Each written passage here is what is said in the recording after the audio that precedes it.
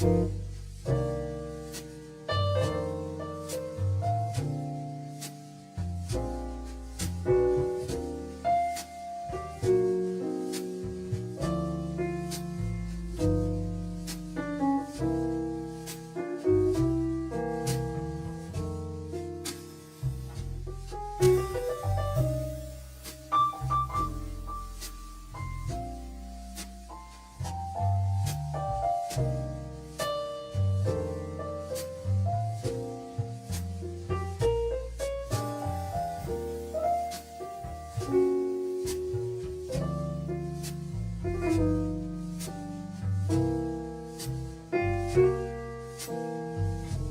mind my dancing, everyone, but if you're not listening to Bad Bunny in preparation for a webinar, what are you even doing with your life? I don't understand your choices, honestly. Welcome, welcome, welcome. We're going to wait one more minute and then I'm going to start talking for real.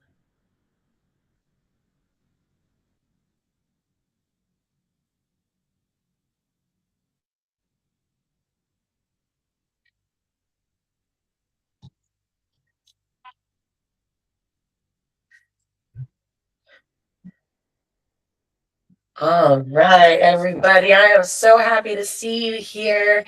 I love that for us. I love that we get to take a little bit of time on what day is it? On a Thursday. On a Thursday. I totally know what day of the week it is. What you're talking about. Welcome in, welcome in, welcome in. If you are just joining, you are in the right place. Well, I don't know if you're in the right place. If you're trying to be at a webinar that teaches you how to set boundaries and stop capacity leaks, then you're definitely in the right place. While we're waiting, drop in the chat wherever you're joining from, Facebook, LinkedIn, I don't know where else we are live, or if you're here with us on Google Meet, welcome, welcome. Where are you tuning in from? And honestly, while you're at it, tell me on a scale of 1 to 10, how full is your plate right now? Because I'm guessing most of you aren't showing up to a webinar about boundaries because things are going great.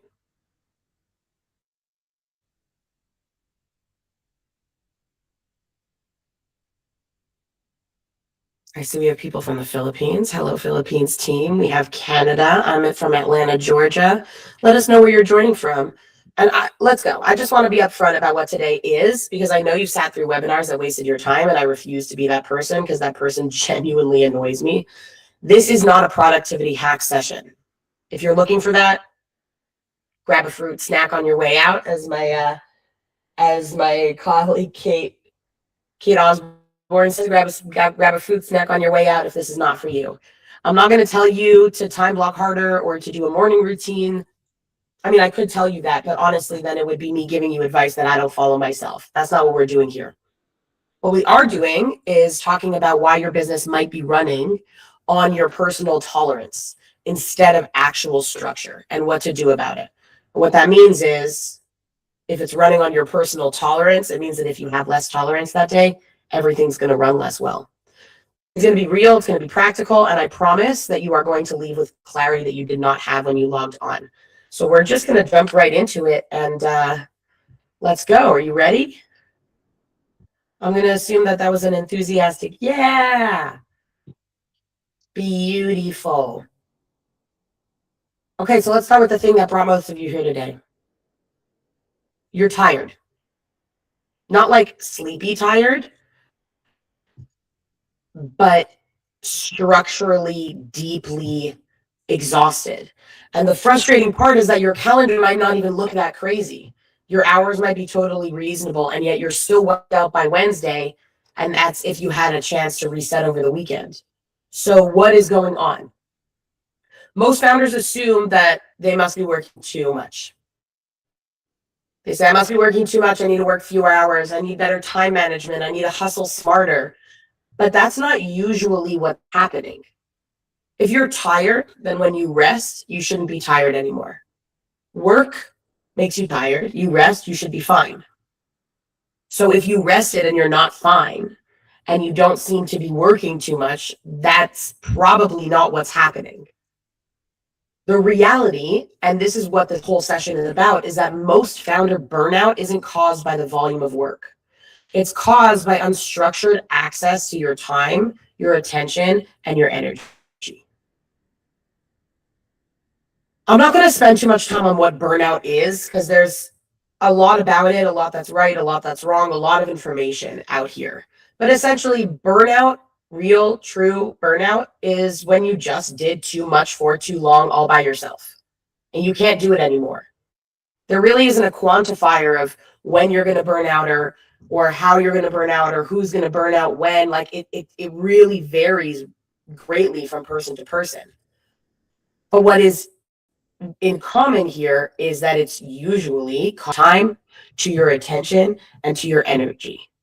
Clients can message you anytime. Your team escalates decisions to you constantly. Notifications interrupt your focus all day. You're pinging constantly. And your brain, especially if you're wired the way a lot of us in this room are wired, never gets to fully rest because it's always on low-key alert. And that's not a you problem. That's not a discipline problem. That's a boundary infrastructure problem. We already know about you that you're not going to be particularly structured. It's just the way you are, and that's okay. The difference between a discipline problem and a boundary infrastructure problem matters. The difference between those two things matters so much because if you think it's a you problem, you try to fix yourself. You push yourself harder, you beat yourself up, you download another productivity app, you go looking for a solution. I'm thinking of one person who I wish is on this call right now. I hope you're here and you know who you are if I'm talking to you. But if you want the structural problem, you fix the structure. And structure is actually fixable. It doesn't require digging deep and figuring things out. It's external. So that's what we're doing today. Because it's not a you problem. Even though we love to think that we're the reason that everything goes wrong, we're not. So here's how I think about this. And this image is actually really fun for me because the way that we approach everything at Allisto is and at ADHD is what we call an octopus model. You are the brain, you are the heart, but you also have tentacles that help you, that support you. What does that look like when it's just you and yourself? It doesn't look like an octopus swimming through the water. It looks like this fugly thing. So here's how I think about this, okay? Imagine your energy, your focus, your leadership, your capacity, your creative brain. Think of it as a tank. This is what you have. You start the week or the day or the hour or whatever with a full tank. Now imagine that tank has 5 pipes coming out of it and all 5 of those pipes are leaking slowly all week long. Your energy drains out. Not because you're doing too much work, but because the structure around you has possibly needed. And I want to walk through each one because I guarantee that you're going to recognize yourself in at least a couple of these. Okay, so let's go through them one at a time. Leak number 1 is unlimited access. This is when clients or team members or vendors or honestly anyone connected to your business, basically anyone besides your wife or your spouse, whoever. This is when anyone can reach you anytime through any channel and expect a response. We do this for sure at the beginning. We love to give people full access response windows. Your brain interprets every single notification as potentially urgent. And for that constant low-grade alert state is absolutely exhausting. It's exhausting for everyone, but it's especially exhausting for neurodivergent folk. Because you're not actually responding to emergencies all day.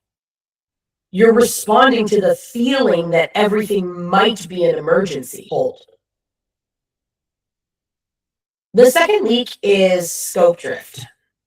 Yeah, this one is sneaky because it never shows up as one big ask. Right? It shows up as 100 tiny ones. And I know that you're all thinking of these clients. Honestly, I am these clients. Like I have a tendency to try and get the most out of everything all the time. And I'm always going to ask for more. And until you push back, I might be doing it because I don't really notice that that's what I'm doing. Either way, right now, you and me here, we're business owners, we're business founders. You're the boss. So when the scope starts to drift and the client starts to ask for a lot of little things, it sounds like, can you just take a quick look at this? Or like, while we're at it, can we also do this thing? Or like, I know this wasn't part of the plan, but I was thinking, yeah, we know these people. Each request seems small. It even seems reasonable. But over time, what started as a clearly defined project slowly becomes whatever the client needs it to be that week. And you end up doing significantly more work than you're being paid for because saying no felt harder than just doing it. Alternatively, you'll allow your clients to pull you in a different direction when you knew what the correct direction was in the first place. And then when the client doesn't get what they wanted, they end up turning around and blaming you for not providing the service that they wanted. Scope drift doesn't just happen because your clients are bad people. It doesn't happen because your clients are bad people. It happens because the agreement was never clear enough to protect you both. And that's a boundary infrastructure problem that can be easily fixed. The third leak is the founder bottleneck. This one hurts. I'm not even gonna lie to you. This one hits hard. This is when every decision in your business, big, small, medium, completely irrelevant to your actual job, ends up coming back to you. It ends up back on your desk at the end of the day.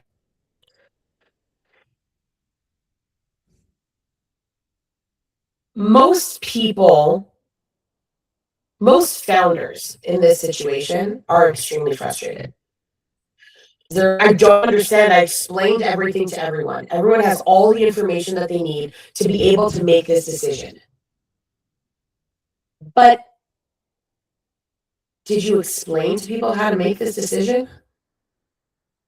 Your team doesn't decide because nobody told them they could. Your clients go directly to you because that's what's always worked before. And slowly, your entire organization routes around you instead of through systems. You become, or rather you remain, the decision center of the whole operation, even after you scale. And that's a problem. Not because you're demanding that power, you're an egomaniac, but because the structure hands it back to you by default. If there's no clear path forward for each bottleneck, it will come back to you as the founder by default. And when you're the bottleneck, your business can only move as fast as you personally can respond. Which means that growth hits a ceiling at your capacity. Once you hit your capacity, you can't grow anymore. Your capacity is one person. One person is not enough for a successful business that runs itself the way that we dream of our businesses running themselves. Not passive income where we're sitting like leg over leg and just waiting for money to come in, but a business that properly runs itself. It has the clients that come in when they need to come in. Like it just runs, it works. The fourth leak is delegation hesitation. Again, guys, I'm really sorry, but you chose to be here. Excuse me. Raise your hand, even mentally, you don't have to actually raise your hand, if you've ever said, it's just easier to do it myself. It'll just be easier if I do it myself. Like every day of my life. Yeah, that's this one. Delegation hesitation isn't about being a control freak, although a little bit it is, but it's not about being a control freak. It's usually about one of two things. Either the task feels too complex to explain, or you've tried to delegate it before and it came back wrong and now you don't trust the process. That's what happens. Both of those are fixable, but not with willpower. They're fixable with structure. When there's no clear system for how things get handed off, there's no defined outcomes, there's no authority, boundaries, there's no communication expectation. Delegation feels like a gamble. So you just keep it. It's safer with me than if I handed it off to someone. It's part of what you have to do as a founder. But it costs you a lot, especially for those of us who are highly empathetic, who read the room intensely, who feel responsible when someone else is upset. It's especially difficult for us and especially high cost. The antidote to emotional labor isn't to become less caring, because that's not possible anyways. You would have to inherently change who you are, and you can't. The antidote is building systems where expectations are so clear that the tension never builds up in the first place. Obviously, the tension is still going to build up sometimes, but the system should be able to absorb at least 80% of what you were dealing with beforehand. Okay, so those are the 5 leaks. Does any of that feel familiar? Don't say no, I know you're lying. But those are them. This is our leaky tank. Unlimited access to me. Scope drift, doing more than I promised. Bottleneck, all the decisions come back to me because they just have to. Delegation hesitation, I would just rather do it myself. I can't. It's too much work to explain it to someone else. It's too complicated. I tried to do that before, it didn't work. Emotional labor, all of that extra stuff in between that just drains us. So what the heck do I do about it? So now that we know what the leaks are, let's talk about what plugs the leaks. Because that's the cool thing about a leak. If it's a leak, it has a hole. If you find the hole and you plug it, it won't leak anymore. That's a beautiful thing, because it means that you can constantly be fixing things in your business that will actually fix things long term. With the goal of the acronym isn't for you to be able to remember every element of the acronym. It's just cute. And it keeps everything neat and nice and tidy. So let me walk you through each pillar quickly, because every single one of these maps directly to one of the leaks that we just talked about. Okay, so our B is for boundary awareness. Before you can fix anything, you have to see it, right? You can't fix something you don't acknowledge. You have to see it to believe it. Out of sight, out of mind. We have 1,000 idioms that relate to this exact thing. B is about identifying where your time, your energy, and your attention are actually leaking. It's about getting honest about what's costing you more than it should. This one is rough, because often our energy, time, and attention are going to the things that pull our energy, time, and attention. Sometimes that's people. Often that's people. This one can be really, really, really hard. I had a business coach who instructed us to go through our phone and mark everyone A or L, whether they were an asset or a liability. And then during the workday, you could only answer calls from an A.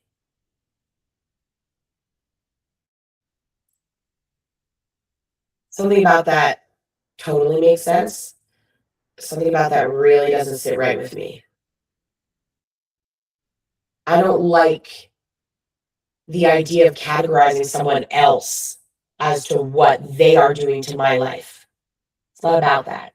It's about setting the boundary. And although it made me very uncomfortable when my coach told me to mark everyone as an asset or liability, I had to. There was no other way to see the boundary other than to see what was actually going on. Where is your energy time and attention going. And I didn't stop talking to certain people, but I significantly reduced the amount of access or unfettered access that they had to me. I had to stop answering their calls if they called at a time that I couldn't answer. And as a reminder, a boundary is not, you can't do blah, blah, blah. A boundary is, I have a need or something. This is what I am going to do to ensure that that need is met. Half of my family right now is in Israel. They're currently in a war zone. They have been giving us minute-by-minute updates. I don't want minute-by-minute updates. I don't. I can't have access to that in my phone. I can't have that popping up and pinging every time they're updating about something like that. And of course, if my parents are texting me, they're not included in my do not disturb. The phone rings.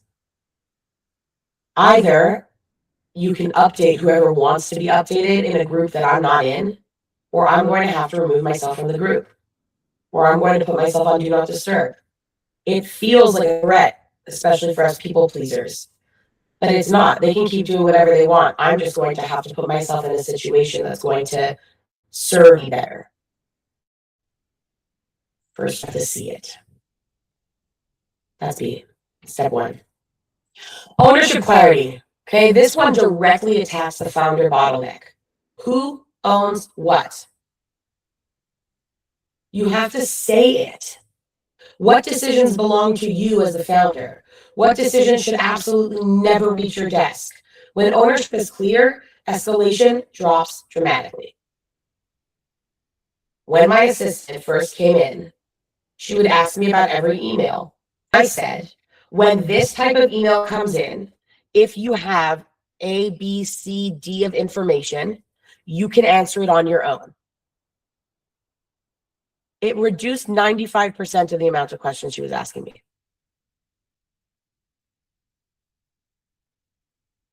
The reason questions are coming back to you is because people don't know what they are allowed to decide on their own.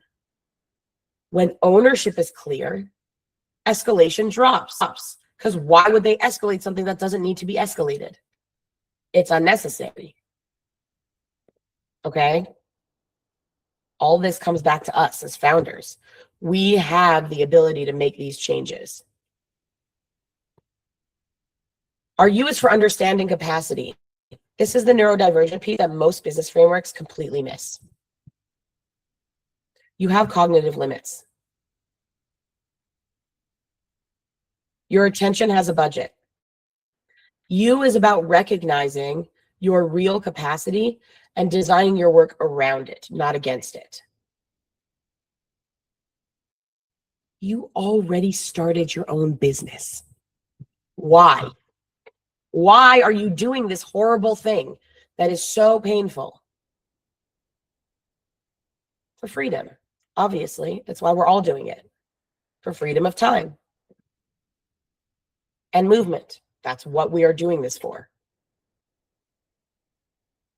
Unless you understand your own capacity, unless you build around your own capacity, you're going to be a slave to yourself in the same way that you were a slave to a workplace. You have to design around it, not against it.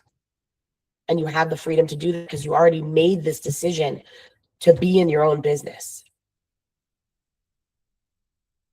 All right, the next is non-negotiables. These are your rules. Your rules for yourself, your rules for other people.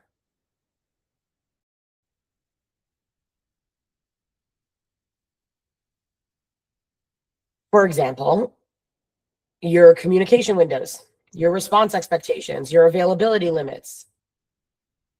Non-negotiables aren't about being difficult, they're about being clear.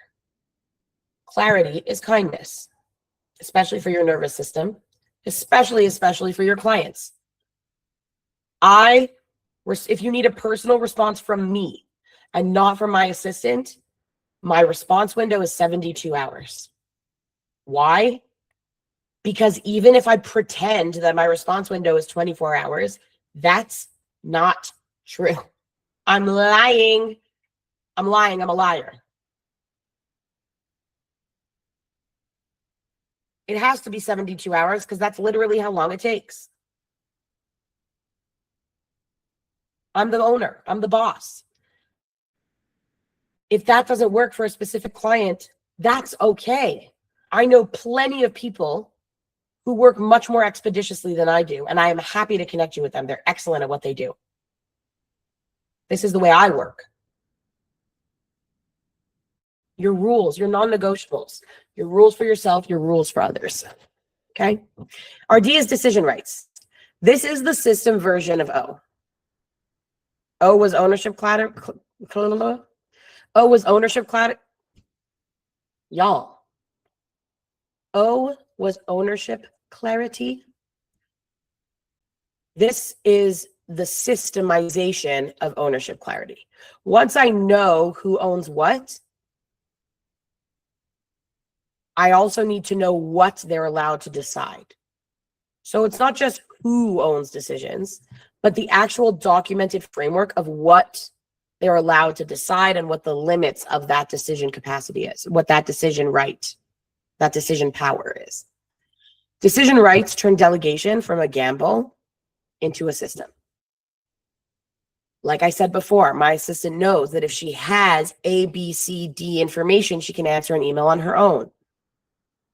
That means that if she does not have A, B, C, D information, she cannot answer an email. A is about defining expectations before work begins, not hoping that everyone ends up on the same page, but actually building the page together first. Every client relationship, every project, every hire should start with an agreement. I don't need to tell you anything more about that. R is for routines that protect focus. Excuse me. Routines that protect focus. Interruptions can't be solved with willpower. They have to be solved with structure. R is about building operational rhythms, meeting cadences, communication windows, workflow patterns that protect your thinking time by default. That means figuring out when that is and protecting it at all costs. Our I is implementation through delegation. This is where our delegation hesitation came in. And this is where distant assistants come in. Once the boundaries exist on paper, someone has to enforce them in real life. It isn't about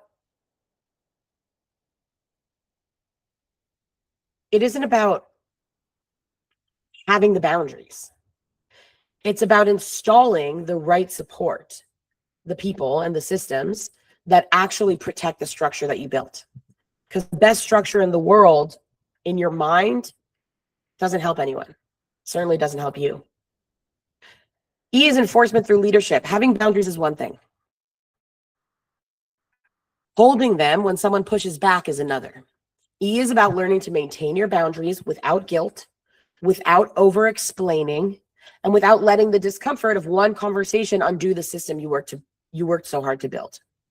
Like I said earlier, if a 72-hour standard window for response from me does not suit you, I'm not a good fit for you.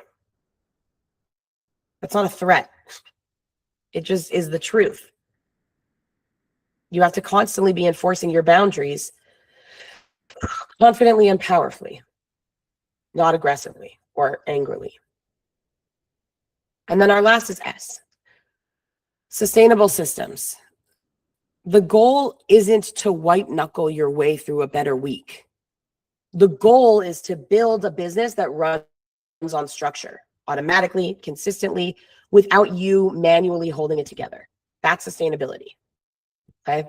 And I know that's a lot of letters. You don't have to memorize this, obviously. What I want you to take away is the big idea underneath it all. Operational structure replaces reactive leadership. You want to be proactive, not reactive, right? Have you ever heard that? How do you be proactive? Like, yeah, that's good advice. How do I be proactive? By having operational structure. You stop reacting to everything because the system handles it first. And then you can react only to the things that you need to react to. All right, so here's what we're going to do right now. We're going to do a boundary audit. Grab a pen, app, whatever works for you. Grab your phone. I want you to actually do this with me. Okay. I'm going to ask you 5 questions. Write down the first honest answer that comes to mind. Ready? Are you feeling brave? Let's go. Don't overthink it.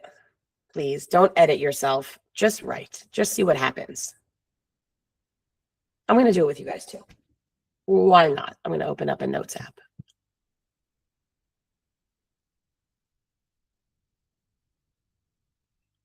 So the first question is, where do interruptions happen most in your business?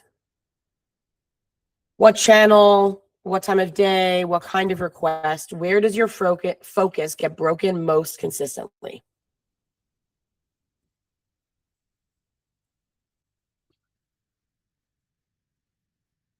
Question 2, what decisions always return to you?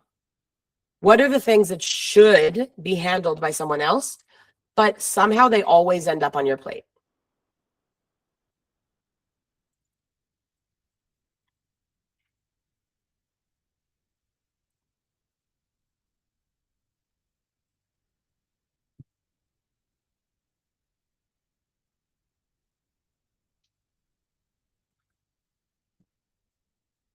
Question 3, what tasks should no longer be yours? What tasks are you doing that literally shouldn't be yours? And if you are being honest with yourself, what work are you still doing that you know you should have handed off a long time ago?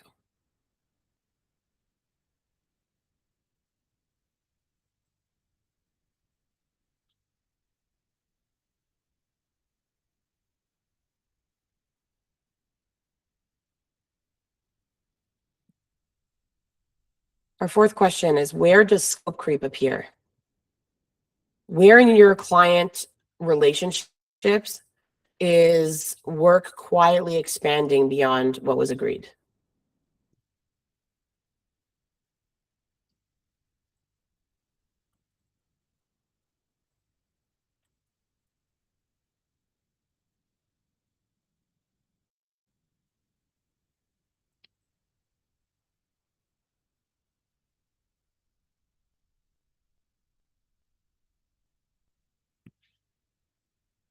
And then question 5 is, what communication expectations are unclear? What are people guessing about how or when to reach you?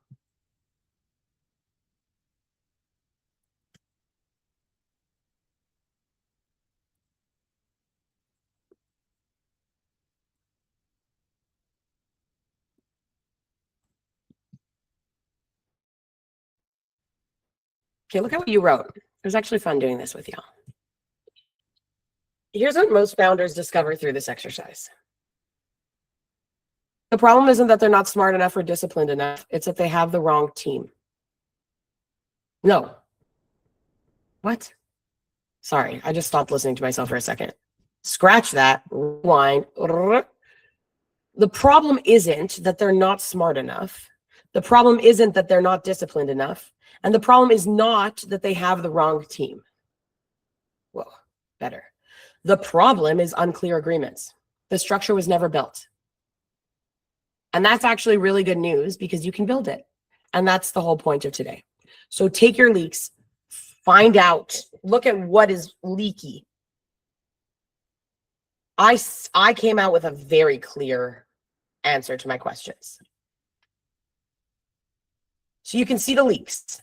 You know the framework. Let's talk about what you actually do. There are 3 paths forward, and the right path depends on where you are right now in your business, where you are right now in your life. Ready? Let's go. Path 1 is strategy. This is for you if you looked at those 5 audit questions and you thought, I don't even know where to start. Everything feels tangled and I need someone to help me see it clearly, because like, I know it's in my mind, I know, but I'm going to need a little bit more time to write it out, because like, it's just more complicated than that. I really need to explain. It's better if we just jump on a call and I can explain it to you in person. that's you, if that's what just happened in your brain, you are normal. Congratulations.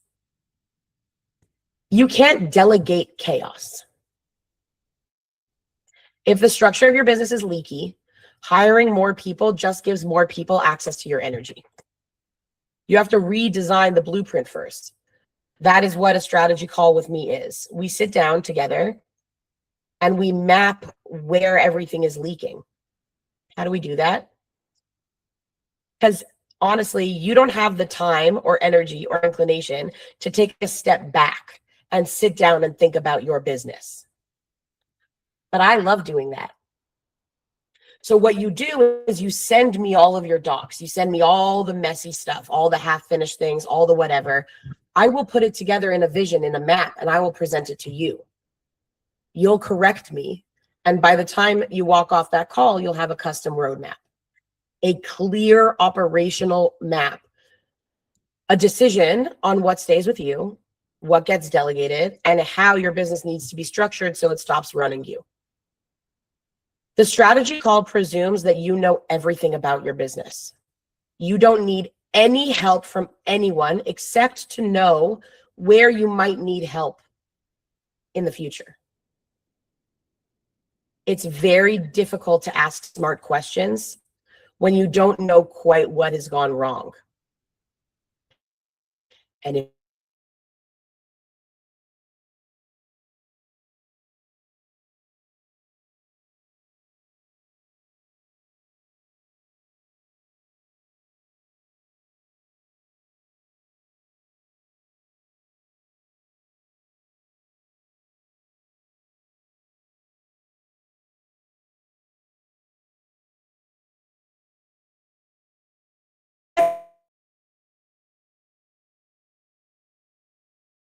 already know what the problems are. You just need a human being to actually hold the structure in place while you lead. You know what the structure needs to look like. You're the type of person who, like, everything is set up. The calendar is set up. The things are set up. It's just that entering the information into the system to make sure that the structure holds, that's not your strong suit. Follow through, not so much. Designing the system, putting it together, you know exactly what you need. Awesome. A distant assistant isn't just somebody who does tasks. A DA is the first boundary layer of your business. They sit between you and operational noise, so you only deal with what actually requires your leadership brain. They do that obviously through inbox triage, through routing your communication, through task management, meeting prep, operational follow-ups. All the things that are currently landing on you, a DA catches them first. And if they can take care of it, they do. Stop being the shock absorber for your business and let's build the fence instead. Shall we? You're not, I know that you needed to do it this way when you were first starting. You're at a different point now. You're at a different place now. You know if this is where you're at, if this is right for you. And then path 3 is for the founders who already have a VA or even an in-person team, but they feel like their team is somehow adding to the bottleneck instead of solving it.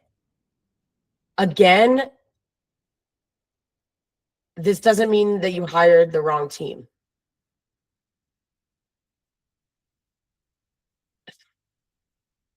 If it sounds familiar,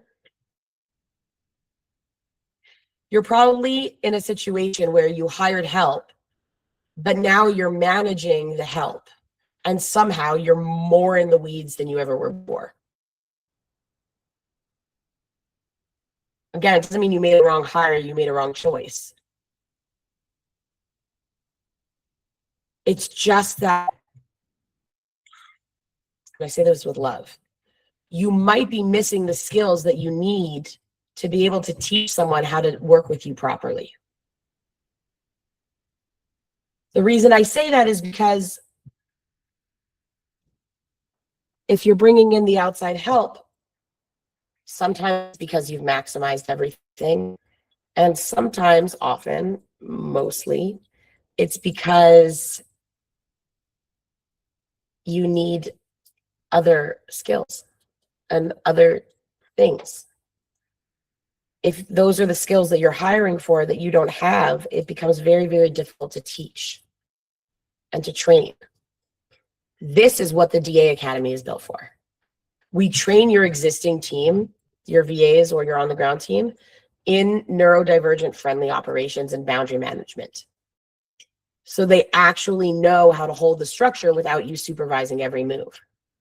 And then, of course, we also offer step-in support. So if your VA is at capacity or needs backup, you've got a trained team that's ready to fill in without breaking the whole system. So that in peak times when things kind of scale up or scale down, you can have a little bit of extra help without completely relying on or getting locked into a contract with an agency. Just remember that a team that relies on you for every micro decision isn't a support system. It's literally an additional, it's a management problem. And we fix that, okay? So if any of this resonates, I want to make it really simple for you. The next step is not to go home and try to implement the entire boundaries framework by yourself over the weekend. Please don't do that. That is not what this is. This is not like a take what you learned and take it home and work harder. The next step is a boundary strategy call with me. On that call, we do 3 things. We identify your biggest leaks, the ones that are draining the most energy right now. We redesign the existing structure around those specific leaks. And then we figure what should stay with you and what needs to be delegated to a system, to a person, or both. You come in with the mess, you leave with the map. That's the call. That's my promise to you. Here is exactly how it works so that there are no surprises, okay? The first step is you send me everything. Like I said, the more mess, the better. I love too much information. Notes, docs, voice memos, brain dumps, screenshots, pictures of your whiteboard. The messier, the better, seriously. The more chaos you throw at me, the better I can work with it. And please don't organize anything before our call. You don't need to organize anything. That's the point. Just send and forget about it. The second step is that I do the synthesis before we meet for the full 60-minute strategy call. I find the patterns that you can't see because you're too close to it, because you're working inside. I organize the chaos, I surface the gaps, I figure out what's going on underneath all of the noise. And if I can't figure out exactly what's going on, then I'm going to figure out a couple of options so we can talk about it together. And then step 3 is you get clarity. We walk through everything together. Once I have my synthesis and what the data showed me, we walk through it together, organized, structured, and crystal clear, so that you don't have to spin anymore, and you don't have to waste energy on the wrong things, and you don't have to waste money on the wrong solutions. After the call, you will know exactly what to do next, what to stop doing, and how to talk about your business with confidence. And I want to reiterate one more time, not because I'm teaching you anything, like not because I'm doing anything for you that you don't already have. I'm taking everything you already have and turning it into something on paper that you can follow so that it's not inside your head. A strategy call is not who needs strategy, or at least a strategy call with me is not for people who need strategy. It's for people who have endless strategy and need it on paper and in order. If that makes sense, if that sounds like you. Then I've got something for you today, and this is specifically for the people who are ready to move. So if this is you today, we have 2 options. The first is the strategy call and the decision map, which is $750. You get the full call with me and receive your decision map within 72 hours, which is which is a structured document that lays out your boundary system, your delegation structure, and your exact next steps. for you, for your business, based on what you told me, based on where you're at right now, based on your goals, not based on what I've decided on your behalf. There's no guessing. There's no vague advice. It's an actual map built specifically for you. The second option, if you're ready to move on some practical support, we have 25 hours of DA support for $500. That's normally $750. So you're saving $250, and we're throwing in an extra 8 hours on us as a thank you for being here and for having courage to take the first step for yourself. This specifically is for founders who are ready to install the boundary layer right now, and they just need the hands to do it. Both of these options at this pricing are available for the next 24 hours. And the link is going to be in the chats all across everywhere. If today made something click for you, don't let it just be a good idea that you had on a Thursday. Please save your spot. Invest in yourself.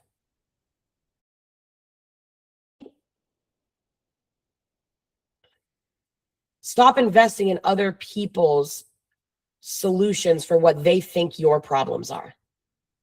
You know better than everyone else. You just need it on paper. And if you're not quite ready for a call yet, that's totally okay. You don't have to be. Everyone is at the place that they're at the right time. If you don't know where to start with the boundary audit leak. No, that's not what it's called. Start with the boundary leak audit. It's free. It takes like 5 minutes, and it'll show you which of the that we talked about today are draining your business the most right now. The QR code is on the screen. The links are in the chat.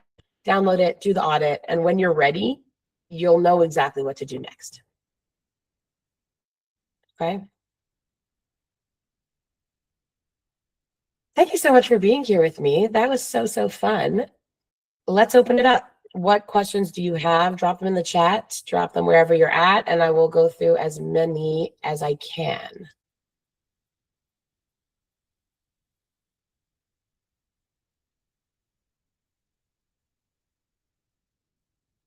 Here's a question that somebody sent me in advance of the webinar today that I think is a kind of a good one. It's a good place to start.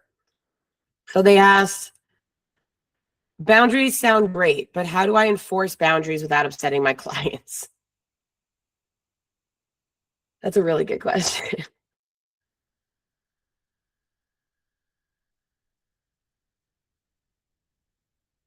The answer is by reframing.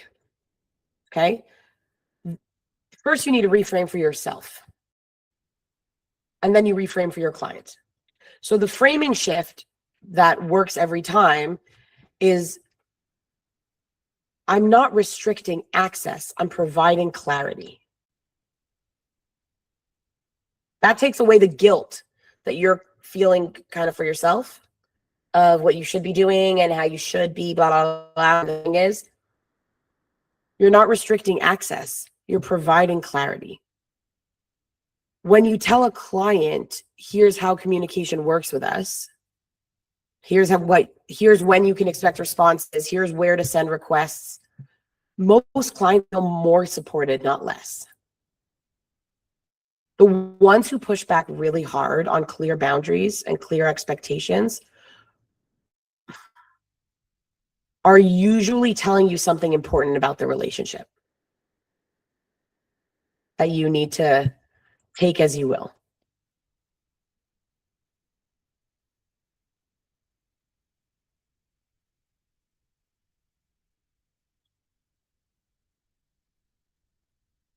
Okay. What should a virtual assistant, or a distant assistant, as we like to call them, what should they handle first? Yeah. You're not going to like this answer, probably, I assume, because most people don't like this answer. But it is the truth. It is the single most highest impact first move for founders, inbox triage. Start with inbox triage. Getting someone to, Getting someone else to filter what actually needs you versus what doesn't provides immediate relief and is the highest impact. Again, it's the highest impact first move for most founders. If you're doing it, just do it. Jump in. Let them sort through your inbox. I like my inbox color-coded, tagged, sorted, and labeled. But at the very least, inbox triage. What is coming in? What actually needs you? Even just sorting through the spam, even if it's not going back into your other emails, it's just new emails from today. Deleting what needs to be deleted before you even see it, making sure to flag the things that are important to you so that your email and the notifications aren't controlling your life. I hope that helped.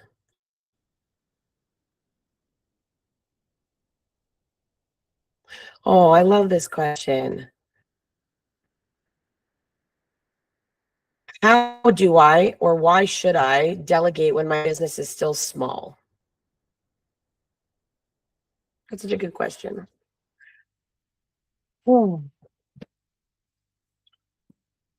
Small businesses actually need more structure, not less. Not only do they need more structure, they need structure more than a big company because there's no organizational cushion when things fall through the cracks. It's just you and you and you building your name, and everything relies on you and everything comes back to you. The way to start delegating is not by hiring your first person. The way to start delegating is to start with documenting one process. Just one process. That's the beginning of delegation. Otherwise, what happens, and founders who are further on down the road can tell you, that by the time they're ready to hire help, they cannot fathom hiring help because the amount of back work that would have to be done in order to hire someone is tremendous. They'd have to go back, they'd have to review all the processes, they'd have to build them out, they'd have to build out the workflow, they'd have to build out a million, all the SOPs. It feels like too much work, too much stuff. Just start with one process, one thing that you do. Write it down. Capture it with Scribe.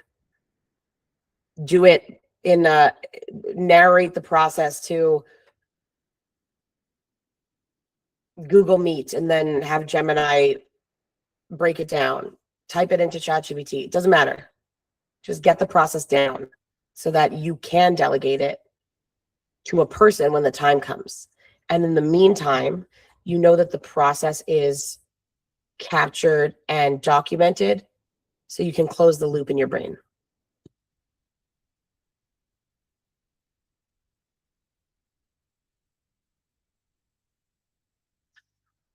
Okay, last question because we're running out of time. My team relies on me too much. What do I do? Okay, that's interesting. First of all, interesting phrasing. But that's a decision rights problem.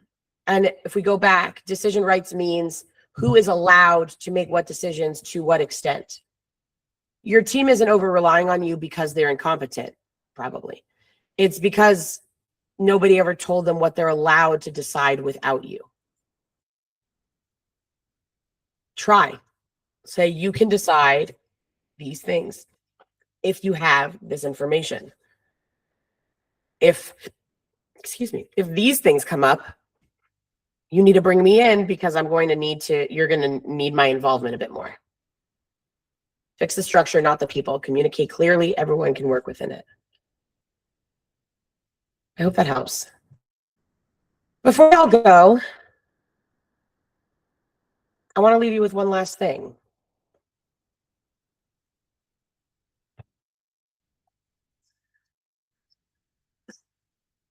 The goal of building boundaries in your business isn't to push people away, although a little bit it is. We want to push the wrong people away. It's not to be rigid or unavailable or difficult. That's not the reason for the boundary. Someone might interpret it as rigid or unavailable or difficult. It's their right to interpret it that way.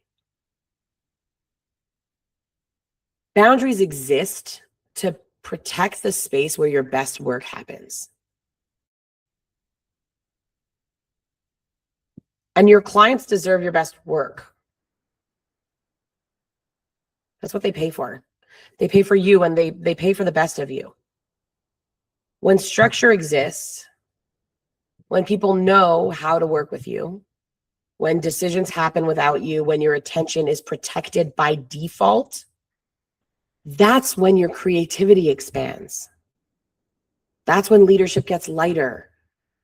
That's when the business actually becomes fun again. Because you deserve a business that works with your brain, not against it. And that is absolutely buildable and absolutely achievable. Thank you, thank you, thank you, thank you for the booking link and the audit link are in the link places. And I'll see some of you on a strategy call very, very, very soon. I'm going to take the last minute and say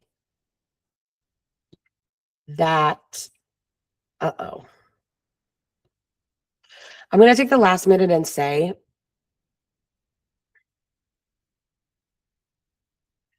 that if you're anything like me, you know that you need a strategy call, and yet what you're telling yourself is, I have all of the pieces. I can do, like, this is literally common sense. I know how to do this. I can do it. I just need a little bit of time. Like, I just need to find the time to sit down and do it. If you're saying that to yourself, you are my perfect candidate. I am not going to tell you what your vision is. I'm just going to package it in a way that is externalized to your brain. So I give you your brain functioning back. You deserve access to your full brain. The way to do that is by closing tabs. This is the biggest tab that you're holding open. It's your whole business. It's the whole plan. It's the master plan. It's the huge vision. It takes up a lot of tabs. Once you have a roadmap, once you have it down on paper, you can close those tabs out and maybe get some sleep tonight. Until then, my friends, thank you so, so much for being here with me, and I will see you next time.